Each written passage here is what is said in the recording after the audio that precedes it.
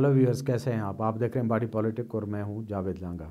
जिन दोस्तों ने हमारा चैनल अभी तक सब्सक्राइब नहीं किया उनसे गुजारिश है कि हमारा चैनल सब्सक्राइब करें ताकि हमारे और आपके दरमियान जो आगाही और राब्ता है वो बरकरार रहे। नाज़रीन, सुप्रीम कोर्ट ऑफ पाकिस्तान में एक बहुत ही अहम केस की जो आज समाअत थी, जो चीफ जस्टिस काजी फ़ायज़ ईसा की सरबराही में बेंच बना हुआ था, वो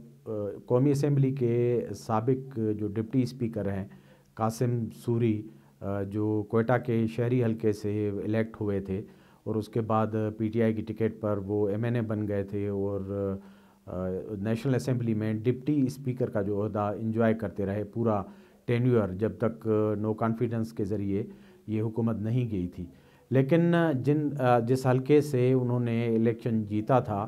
उस हलके में जो उनके मुखालिफ उम्मीदवार थे नवाबज़दा हाजी लश्करी रहसानी, उन्होंने जब इलेक्शन की जो ट्रिब्यूनल होते हैं जहां उज़रदारियाँ दाखिल की जाती हैं, नताइज को चैलेंज किया जाता है, तो उन्होंने वहाँ नताइज चैलेंज किए थे और एक लंबी लिटिगेशन और फाइट के बाद कोयटा का जो इलेक्शन ट्रिब्यूनल था उसने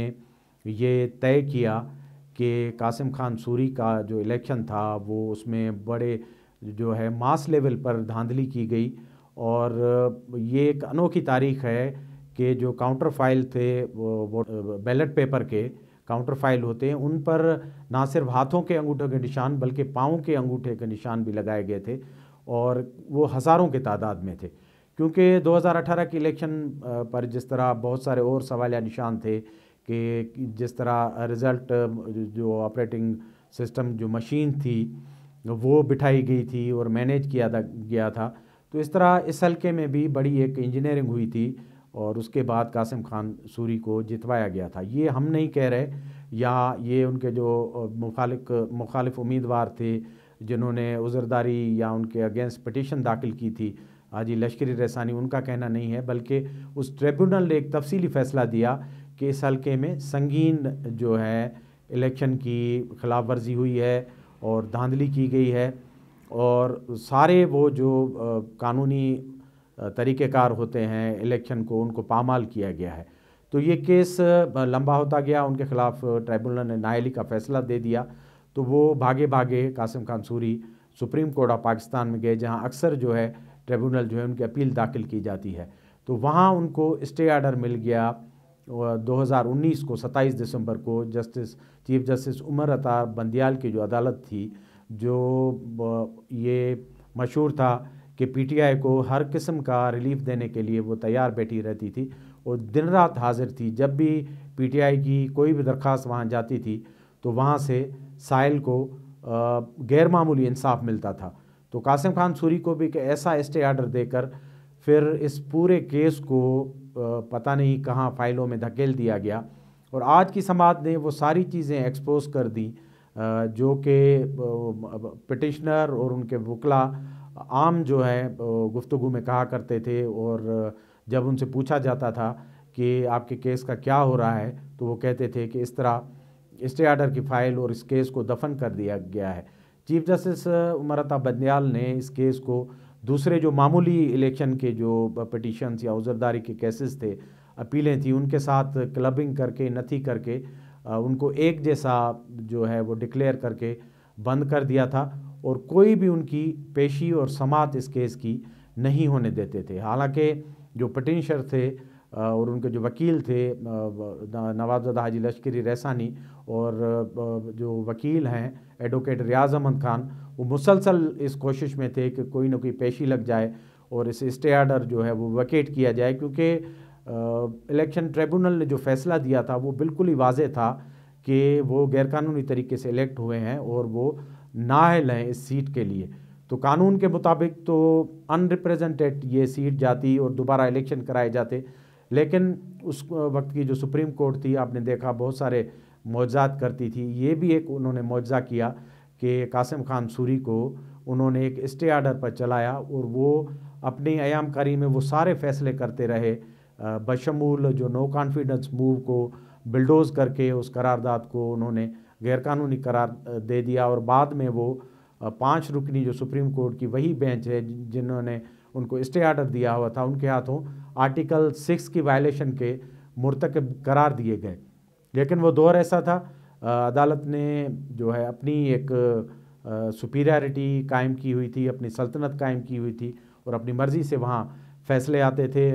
अगर वो चाहती थी तो रात को 12 बजे 1 बजे खुल जाती थी और इंसाफ दे देती थी। अगर वो नहीं चाहती थी तो इस केस की तरह उसको फ़ाइलों में दबा देती थी। आज की समाअत बड़ी दिलचस्प थी, उसमें जो वकील थे कासिम खान सूरी के, नईम बुखारी साहब, वो भी अपने अंदर एक बड़ी जो है कॉम्प्लेक्स किस्म की शख्सियत हैं, बड़े जो इन डेप्थ हैं, और आप समझें कि वो हैं तो बज़ाहिर तो शहद लगते हैं लेकिन बड़ी जहरीली शहद हैं। वो भी कहाँ से शुरू हुए हैं और कहाँ उनकी कहानी ख़त्म हुई है, ये एक अलग उनका ज़ाती मसला है, हम उसको डिस्कस नहीं करेंगे। लेकिन वो पीटीआई के बहुत सारे ऐसे केसेस को फॉलो करते रहे हैं जिनमें वेट नहीं रहा। वो ये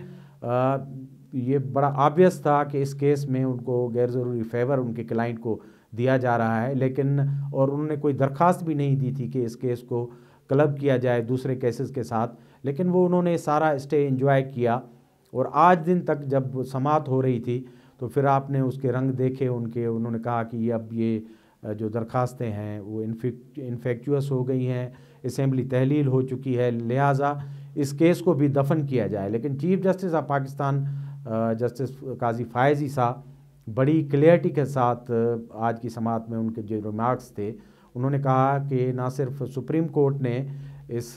केस में बड़ी जो है नाइंसाफ़ी की है, जो हेयरिंग नहीं की गई और क्लबिंग की गई है, बल्कि गैर ज़रूरी तौर पर इस केस को दबाया गया है। और जिसमें काजी फ़ायज़ी साहब ने ये वाज़े तौर पर जिस तरह नोटिस जारी किए हैं रजिस्ट्रार को सुप्रीम कोर्ट ऑफ पाकिस्तान के, और जो मेन पटिशनर हैं नवाबज़ादा हाजी लश्करी रहसानी और उनके वकला को, उनसे लग रहा है कि कोर्ट इस केस का कोई मंतकी नतीजा चाहती है, क्योंकि कोर्ट ने फील किया है कि इसको केस के हवाले से बड़ी ज़्यादती हुई है, बड़ा फेवर हुआ है, और वो बड़ा आया और ऑब्वियस है कि एक बंदे को स्टे आर्डर पर जो है वो ज़िंदा रखा गया, और ये वेंटिलेटर था जिस पर वो एंजॉय करते रहे वो सारी मराद जो deputy speaker of national assembly को मिलती हैं, और इस दौरान वो बड़े फ़ैसले करते रहे। और आपने देखा कि वो किस तरह एक्टिव थे असेंबली में और असेंबली के बाहर। इमरान खान की कान में वो सरगोशी किया करते थे कि आप अपनी तकरीर को इस्लामी टच दे दें, लेकिन आज काजी फ़ायज़ी साहब ने उनको तलब करके ज़ाती तौर पर और वजह बयान करने के लिए कहकर उनको एक आर्टिकल 6 और आइन से गद्दारी का टच दे दिया है। जो भी एक आप समझें कि हिस्ट्री का अपना फ़ैसला है कि वो बंदा जो स्टे आर्डर पर गैरकानूनी तौर पर एक सीट को ग्रैब करके बैठा हुआ था, कोर्ट को दोबारा से बुला रही है और उनसे पूछ रही है कि आपके ख़िलाफ़ क्यों ना आर्टिकल 6 की कार्रवाई की जाए। दूसरी तरफ बहुत सारे कम लोगों को पता होगा कि इस केस में जो मेन पटिशनर हैं नवाबज़ादा हाजी लश्करी रहसानी, वो कितने सीरियस थे इसको परसू करने में। हम अक्सर उनसे जब मुलाकातें करते थे और आज की जो हेयरिंग थी उसके बाद भी उनसे बात हुई, तो उन्होंने कहा कि मैं एक सियासी वर्कर हूँ और ज़हनी तौर पर अपनी पॉलिटिक्स, अपने नज़रियात और मैं क्या करता हूँ उसका मुझे पता है, इसलिए मैं दीगर जो इलेक्शनी केस हैं, उज़रदारी हैं, उसकी तरह इस केस को मैं डील नहीं कर रहा। ये मेरे लिए खुद एक टेस्ट केस है कि मैं एक हल्के से जीत गया, वो मेरे वोटर्स की अमानत थी और वो मुझे मिलनी चाहिए थी, उनके साथ इंसाफ होना चाहिए था। उन्होंने मेरे साथ जस्टिस किया, लेकिन ट्रिब्यूनल ने जब ये फ़ैसला दे दिया कि वहाँ से कासिम सूरी जो है गैरकानूनी तरीके से जीत कर आए हैं, तो फिर मेरी और मेरे वोटर्स की जीत होनी चाहिए थी, जो 4 साल तक सुप्रीम कोर्ट ऑफ पाकिस्तान ने नहीं होने दी। तो मैं पहले भी इस केस में सीरियस था बकौल उनके, और अब भी मैं इसको मंतकी अंजाम तक ले जाऊंगा और बिल्कुल सुकून से नहीं बैठूंगा जब तक इसका फ़ैसला लोगों के सामने और तारीख के सामने नहीं हो जाता कि मैं उस हल्के से कानूनी तौर पर जीत गया था, मेरे वोटर्स ने मुझे सपोर्ट किया और मुझे वोट से जो है वो अपना नुमाइंदा बना के भेजना चाहते थे, लेकिन अदालत ने और एक ऐसे फ़ैसले से और एक ऐसे स्टे आर्डर से मेरा हक़ और मेरे वोटर्स की हक़ तलफ़ी की है, मैं उसका अज़ाला चाहता हूँ। तो वो इस केस के पीछे लगे हुए हैं, आज भी वो उसी सीरियसनेस के साथ गए थे वहाँ रजिस्ट्री में अपने वकील रियाज अहमद खान के साथ, और आइंदा समाअत पर भी वो जाएंगे और वो चाहते हैं कि इस केस का जो है मंतकी नतीजा हो और मंतकी अंजाम हो। गो के वो अब जो 2024 के इलेक्शंस हैं वो उसी हल्के से जो अब NA 263 है वो इंतखाबात में खड़े हुए हैं, लेकिन वो अपने केस के सिलसिले में इतने ही संजीदा हैं जितने आज जस्टिस काजी फ़ायज़ ईसा साहब हमें नज़र आए। और बाकी जो लोग हैं उनको इतनी शायद बौखलाहट हुई होगी जितनी नईम बुखारी को सहाफ़ियों से बात करते हुए, ख़ास तौर पर मतीउल्लाह जान की साथ बात करते हुए, जो आखिर में वो बेजारी थी और फ्रस्ट्रेशन थी वो देखने के काबिल थी, उनके मुखालफिन को भी शायद इस तरह होगी। लेकिन कुछ चीज़ों का जब आप